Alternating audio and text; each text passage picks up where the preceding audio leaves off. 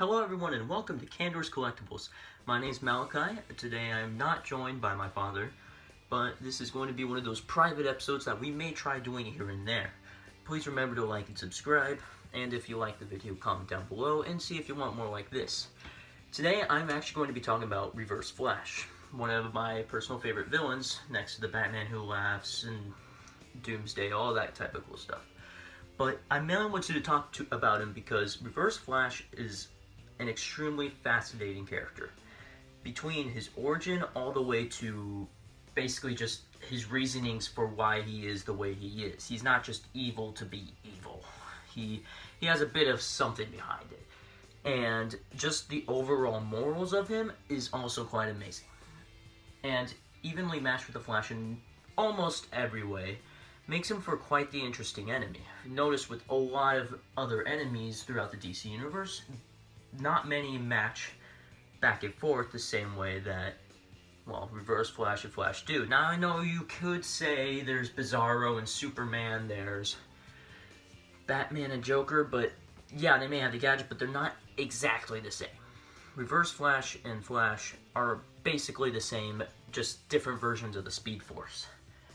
But Reverse Flash, originally, the original one, which was Edward Claris, I'm sorry if I botched that name, he first appeared, he's also known as Rival, and he first appeared in Flash Comics 104 on February 1949, which is funny because that was also Jay Garrick's last comic in the Flash comics, the same date, of course, because same comic. Now, I'm not going to get in much to him because there's not a whole lot that I know about him. I just thought that was a pretty cool fact, a little Flash fact for all of y'all, because of the fact that, well, Eobard Thawne was not the first Reverse Flash. In fact, it was Edward Claris, who, kind of funny enough, it wasn't like our Reverse Flash where he's just a separate color. Instead, he was just a darker version of Jay Garrick's costume, but instead of the lightning bolt going down, it goes up. So, very creative. I mean, they did something quite similar with Eobard Thawne, with the symbol going the opposite direction as Barry's. But let's get into Eobard Thawne because he's more interesting to me than Edward Claris.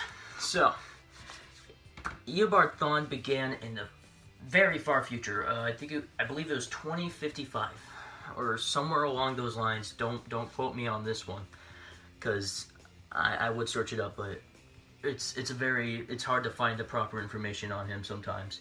But what's awesome, so he admired Barry Allen. He wanted to be just like him. There's even the original story of Eobard Thawne. He even actually changed his face to look like him. Yes, very creepy fanboy, basically. And with that information, you can start to imagine where the problem starts going. When he first met, he soon even created a Speed Force. He created the same exact accident that happened to Barry on himself, which then created the Speed Force for him, and that's when he had to be taken down by Barry Allen, which grew a bit of hatred because he started seeing Barry Allen as the villain of the day. Because originally in his time, there weren't many heroes. Nobody was really considered a hero because it's so far in the future, most of the heroes are long gone. Definitely Batman is definitely dead, but Superman probably still there. They don't really go into that, so we don't know much about that future. But with it, he got upset, hates Barry. Soon enough, he creates the negative Speed Force. In doing so, he goes back in time and tries to become Barry Allen's rival. He tries to learn about him. He tries to basically be better than Barry. But the problem being, Barry is better than it. He hates that. He decides, I'm going to make Barry like me. One thing about Eobard Thawne's origin is the fact that his dad killed his mom. Went straight to prison. Eobard had to see that happen. So he decides, let's make it to where Barry has to suffer the same fate and see if he comes out as good as I do. Not only that, he also ruins Barry's childhood repeatedly by basically tripping him, doing all that type of stuff. And from all those times that he time traveled back and forth, doing a crap ton of stuff just to try and ruin Barry's life, may I remind you, this dude is very much dedicated. He, one, is amazing at time travel now. He knows how to do it without messing up timelines, which is actually mentioned in one of the recent Flashes that came out. I believe it was Flash 754, when they fight Paradox. Pretty cool enemy, by the way. But with this, he now knows how to travel through time, which also caused a bit of a plus for him, but also kind of a negative. Reverse Flash cannot die. He cannot grow old. He's stuck the way he is forever. Because of the fact that since he traveled so many times, he has literally become a paradox. He, for some reason, from time streams mixing up, to the point in him messing up so many times and him dying through so many timelines, soon enough he became a living paradox. He cannot die whatsoever. You can kill him, he's going to come back. Which makes Barry pretty annoyed by Reverse Flash. He can lock him up is the only way to keep him there, but even then Reverse Flash is somehow back. You can't deal with him. Now, so Reverse Flash originally appeared in the Flash 139, which pretty great. I haven't read it, but I just know it's great because this is around when Barry Allen first came around, and I love Barry. But this was in September 1963, and he is the archenemy of Barry Allen, and he's also the first take on Professor Zoom. Is also the other name known for is the other name known for Reverse Flash, which is sometimes also the other version, which is Hunter Zolomon. So we'll get into that stuff later. But so, anyways, so when he went back to go and kill Barry's mom, Barry never knew that it was. He knew that his dad didn't murder his mom, and he went so long trying to prove it.